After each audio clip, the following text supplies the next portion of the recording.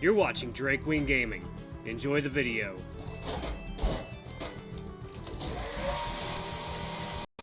Hey guys and gals, now we're here for Drake Wing Gaming. As some of you may on Twitter, the Gaming Drag. Today I'm coming back at you in the Let's Play episode of Mice T, Julie's Path.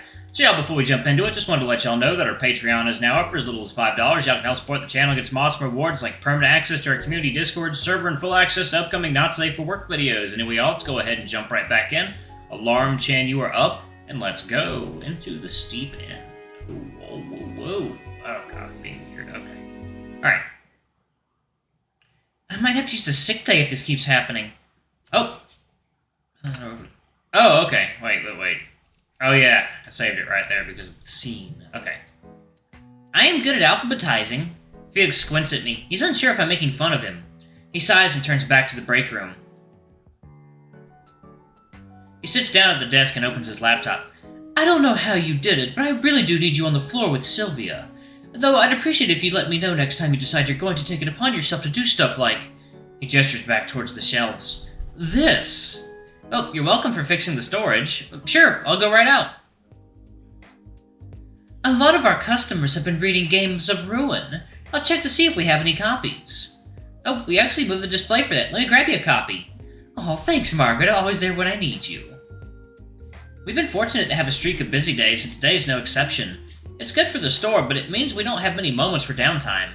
At least the constant distraction does keep my mind off the incident in the break room. Unfortunately, I can't maintain that level of energy by the point it's time to close. I pooped. God, what a day, huh? We don't get register lines like that except around the holidays. Throwing out hints. And everyone just had to ask for books that took forever to find. Sometimes you just get a bad string of those, I guess. At least we're almost done. We both stand there and exhale.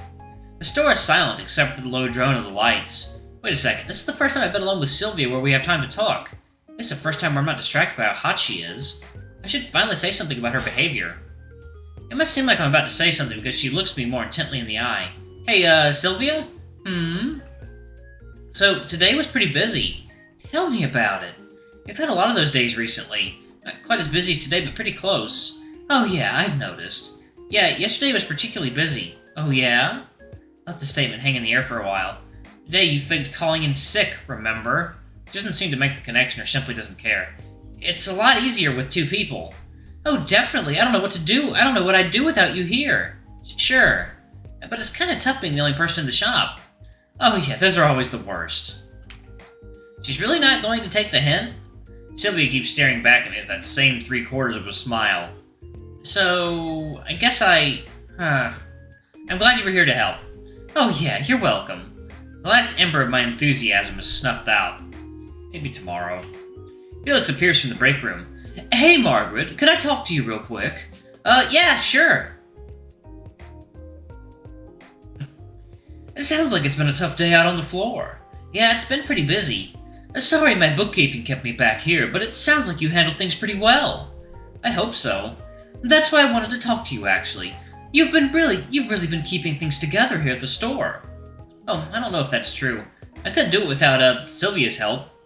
He lets me get away with a polite lie. Even so, I don't think I can keep getting away with what I pay you now, especially since we can't keep your wages so close to entry level when the new hire joins during your break. There's too much information in that sentence to know which question to ask. My what? New but? My brain fries before I can get a second word out.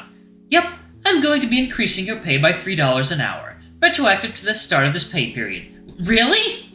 Yep, like I said, I don't want you making a salary so close to the new person we're going to hire. That doesn't reflect well on me.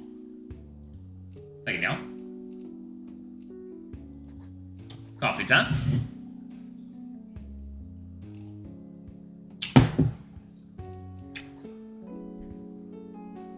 What new hire? The one I'm going to hire this week, while you're on vacation. I'm going to be on vacation? Yes, starting tomorrow. Since when? Since I brought you in yesterday to cover for Sylvia, and it's paid, don't worry. Listen, I felt horrible since calling you in. I think it was a kick in the pants I needed to actually hire someone new. And if I give you a whole week off, it'll force me to hire someone else, otherwise the store will fall apart. You'll probably have to provide them a little training when you return, but I'll try to get them up to speed so you can transition back smoothly. There's no vessel inside me large enough to contain the relief I feel. Oh God, thank you! Don't worry about it. Like I said, we might not be in business without you. And I really want you to feel appreciated. I do, thank you! Felix smiles and picks up his thermos. Well, I'm finished here, so I'll be heading home. Let Sylvia know the deal so she knows she can't play hooky anymore. I'll have a conversation with her tomorrow, too. Anyways, enjoy your impromptu vacation. Be sure to tell me everything about what you read when you get back. Of course! He exits and leaves me with a newly rekindled hope in my chest. Gosh, maybe Felix is an okay boss after all. Assuming the store doesn't collapse while it's just him and Sylvia. Damn it, Margaret, stop thinking like that. You finally got some time to yourself, and don't use it worrying about other people's problems. I shake my head and stand up straighter. Yeah, do something for yourself. I walk back out to the floor with my head held high. Sylvia looks up from the register as I enter. Hey, Margaret, I'm just closing up. Felix said you had something to tell me. Oh, he said he's going to be giving me a week off. Oh, good for you. What are you going to do? Well, get caught up on some reading for one. And then what? And then, I will... Wait, what am I gonna do? I guess I might look into that business plan stuff, though Felix turns out things are a little less inclined to start that. Well... I might clean something. You're not going to go out and have fun somewhere. I could go to that new grocery store I haven't been to yet, I suppose. Oh, come on, Margaret. If you keep saying stuff like that, I'm gonna call you a stick in the mud. Go out and do something. I don't know. I'm not much of an activities kind of girl. Then this is the perfect time to get outside your comfort zone. Go to a concert, go dancing, go shopping, at least go to a museum or something. Oh, well, I wouldn't really know where to find that kind of stuff. Then let the paper do that for you. She picks up a copy of the weekly alternative paper and hands it to me. Go to the events section, look up today and pick something. I hold it like it's a stack of homework. But what if there's nothing I'm into? And then you better pick something free so you're not mad you spend money. You can tell me all about it when you get back next week. But I better leave now. I bet a bunch of events are gonna start soon. Okay. I shuffle out the door as though she's physically pushing me. Once my feet hit the sidewalk, I blink as if I've been teleported there. Did Sylvia just tell me what to do on my day off? Cripes, even when I'm off work, she has a hold on me. I should just ignore her and go home. Before I can crumple up the paper and throw it in the nearest trash can, I pause. I suppose it's a bad idea, something I want to see. Jesus. And I can sleep in as much as I want tomorrow if it's a late night. I can't believe I'm taking life advice from Sylvia. Fine, if there's something free in a 5-minute walk, I'll go. I thumb to the events page, expecting a Tuesday to be short on options. It is. Only one of the events is free, and it's at Murph & Murphy's. I know exactly how long it takes to walk there. Ah, fudge, they do have open mics there on Tuesdays. There's gonna be so many long-haired, sensitive boys with acoustic guitars there. I'm like catnip to those guys. I think back to the poetic boys who made up the bulk of men I dated in college. Not that they were all bad, but it can get discouraging when you notice you're a demographics type. You're a demographics type. You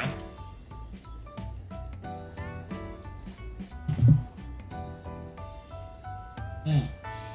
Oh god, delicious. God, the moment I pull out a book, I'm gonna get chatted up, aren't I? Oh no, a cute boy might talk to you, how dreadful. Shut up, horny Margaret, I've had enough of you today. I get to the point where I'm giving my names to my interior dialogue, a surefire sign of overthinking things. Fine, I'll go order a beer and leave after the first act. I fold the paper into thirds and walk the familiar path to the bar. I'm carded at the door. My ID gets the same amount of scrutiny it has always gotten since I turned 21. I guess the guy at the door resists saying anything this time. My lucky streak extends inside as I find a tiny table in the back with a single chair. The neighboring table had stolen one to accommodate their party of 3. After ordering a beer, I look around the venue. The open mic isn't doing much to boost the bar's attendance. It wasn't hard to find an open table, and I suspect the majority of the patrons are waiting for their turn to perform. They'll make any early exit a little less conspicuous. While I wait for my drink, I take the time to soak in the atmosphere. See, this isn't so bad. You can stand to go out by yourself every once in a while. Maybe you'll actually end up meeting someone you like.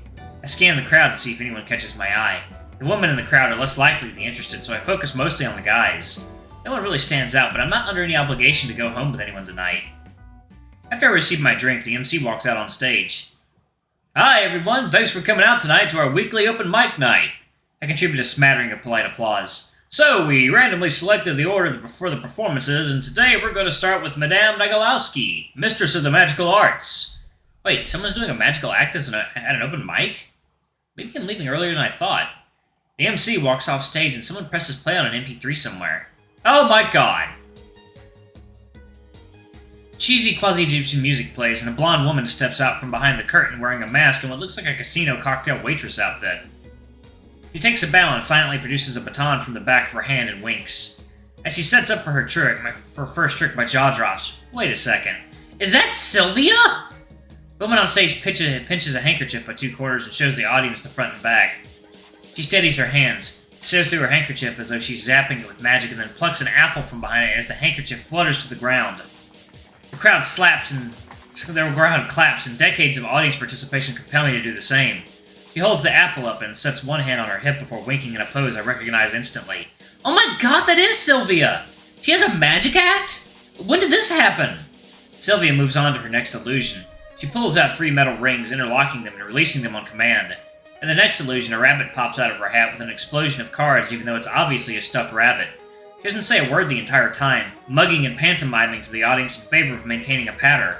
Hold on, is this what she's been doing instead of working? I've been working myself ragged so she could do this? She's not even that... She tosses the apple from behind her back and catches an orange with the other hand. I guess she's pretty good. Sylvia runs through the remainder of her routine by making items appear and disappear and making cards leap out of decks. The show remains a solid B for the rest of its duration. I spot the item she's palming 1 or 2 times. She seems oddly rushed. She bounces from one illusion to the next without leaving much time for the audience to dwell on them. Also, the decision to stay silent comes off as more arbitrary than a considered choice. It's better than one would expect from an open mic, but it's still not quite professional. The audience seems enthusiastic, though, probably because of her innate charm and her good looks, which makes me no better than them. After her backing track loops through 2 times with an obvious seam in the middle, she reaches her finale. She takes a coin in one gloved hand and tosses it into the air. As it ascends, she spins around, removes her hat, and holds it upside down in the path of the coin. The coin plops inside and she flips it right side up. When she does, a few $5 bills flutter down. A second, y'all. It's coffee time.